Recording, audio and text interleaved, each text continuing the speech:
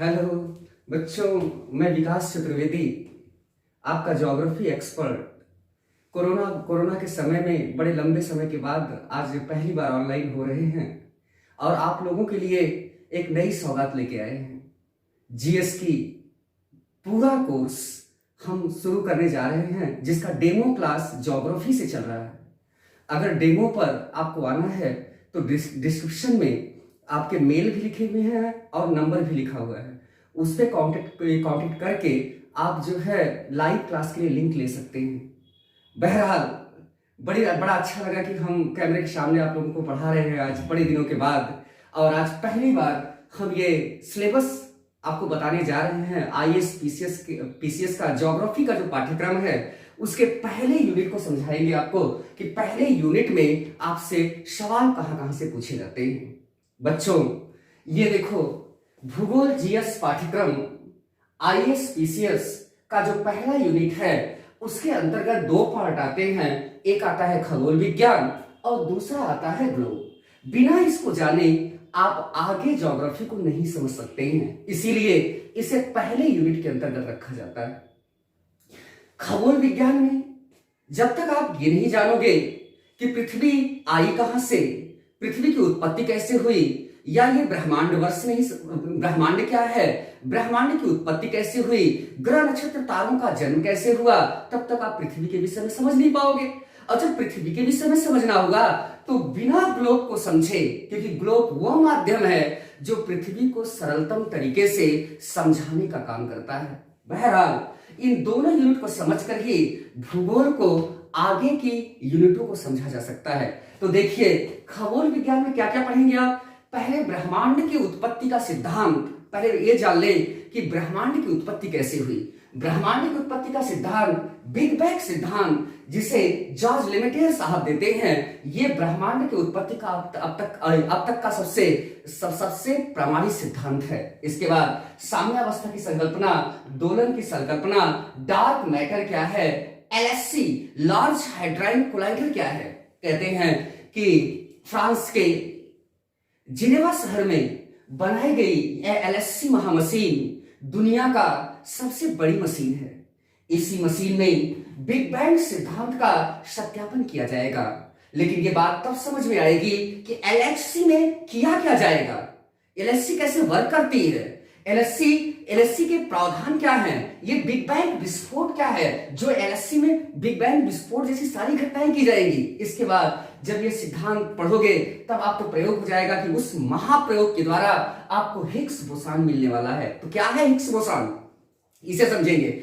इसके बाद 2013-14 में प्रयोग संपन्न जब हुआ था तो हिग्स बोसान तो नहीं मिल पाया, गॉड पार्टिकल मिला।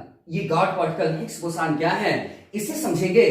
कहते हैं खगोल विज्ञान में दो विद्वानों को पढ़ेंगे, जिनका एक भारतीय भास्कराचार्य और दूसरा विदेशी स्टीफन हॉकिंस। आप स्टीफन हॉकिंस के विषय में जानते होंगे, जिन्होंने बिग बैंग विस्फोट सिद्धांत पर उंगली उठाई और उन्होंने ही बिग बैंग विस्फोट थ्योरी के सत्यापन के लिए इस एलएचसी प्रयोगशाला का निर्माण किए। इतना जान गए। इसके बाद आप जानोगे गैलेक्सी क्या है, आकाश गंगा क्या है, ब्रह्मांड वर्ष क्या है, ओरियन नेबुला क्या है, तारा मंडल किसे कहते हैं, पुच्छल तारा, उल्का पिंड। इसके बाद अब सौर मंडल पे आते हैं। सौर मंडल में एक सूर्य है और उसका 8 ग्रह है। बहरहाल यम को हटा दिया गया, लेकिन यम को भी पढ़ेंगे, क्योंकि जब किसी को हटा दिया जाता है बेइज्जत करके तो उसकी भूमिका परीक्षा एग्जाम में महत्वपूर्ण हो जाती है। हम पढ़ेंगे तो सौर मंडल में 8 ग्रह, लेकिन यम भाई साहब को, जिसे प्लूटो कहते हो, उन्हें क्यों ग्रहों की संख्या से बेदखल किया गया, यह जानना बहुत जरूरी है। भाई सोचो कितनी बड़ी बात है कि सूर्य के 9 पुत्र थे, 9 ग्रह थे, और बाद में सबसे छोटे बेटे को कहा जाए कि तुम जिसे अपना पापा समझ रहे हो, तुम्हारा बाप नहीं है।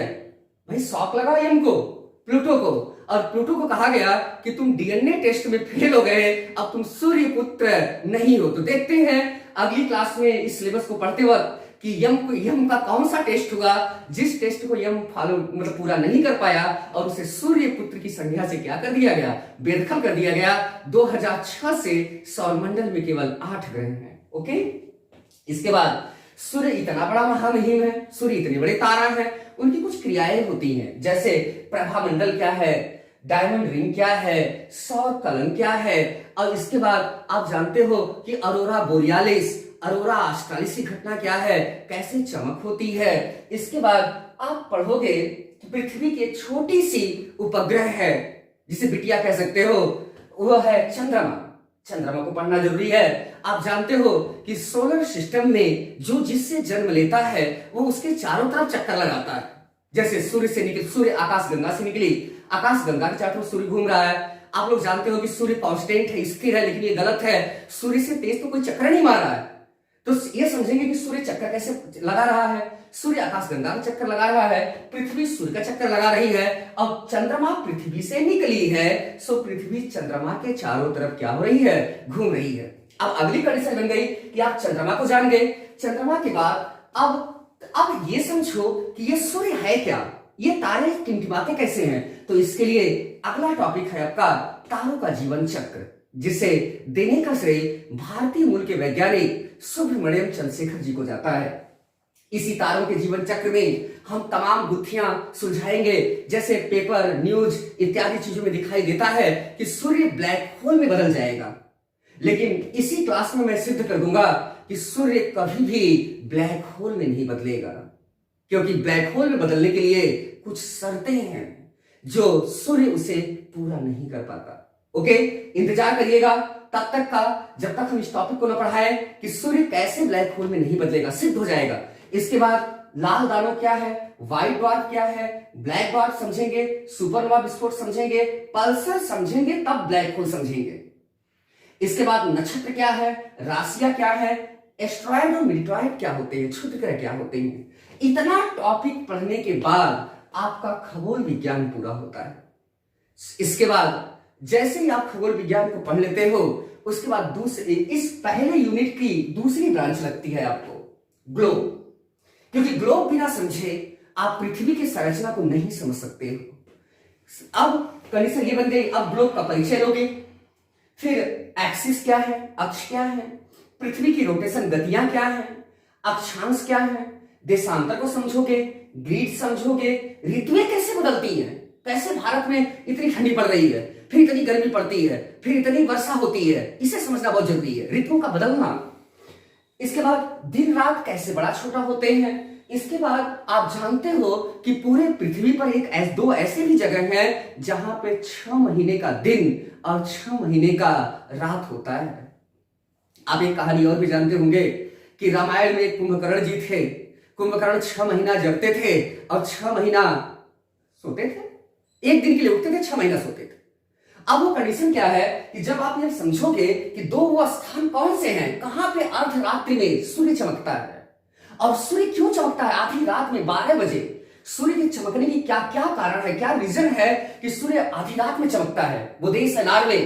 नॉर्वे में आधी रात को सूर्य का चमकना कैसे है, जब आप ये प्रोसेस समझोगे, 6 महीने का दिन रात कैसे होता है, तब आपको पता चल जाएगा कि 12 बजे रात्रि में उस देश में चमकता हुआ सूर्य कैसे दिखाई देता है। बहरहाल कहते हैं, इसके बाद आप पढ़ोगे अक्षांश रेखाओं में विषुवत रेखा को पढ़ोगे, इक्वेटर जिसे कहते हो, कर्क रेखा पढ़ोगे, मकर रेखा पढ़ोगे, ग्रीनविच मीन टाइम पढ़ोगे, ग्लोब का पूरा सर्किल देखोगे, ग्रीनविच मीन टाइम पढ़ोगे। फिर इसके बाद इंडियन स्टैंडर्ड टाइम, ग्रीनविच से ही भारतीय समय का निर्धारण किया जाता है। इसके बाद 180 डिग्री देशांतर रेखा जो आइडियल के नाम से जानी जाती है, जिसे इंटरनेशनल डेडलाइन कहते हैं। इस रेखा पे क्या होता है, कैसे इस रेखा के पूर्व से पश्चिम चले जाओगे, एक दिन का अंतर आ जाता है। इधर सोमवार है तो इधर मंगलवार हो जाएगा, इधर मंगलवार है तो इधर कुछ और दिन हो जाएगा। क्या कॉन्सेप्ट है 180 डिग्री का, इसे देखेंगे।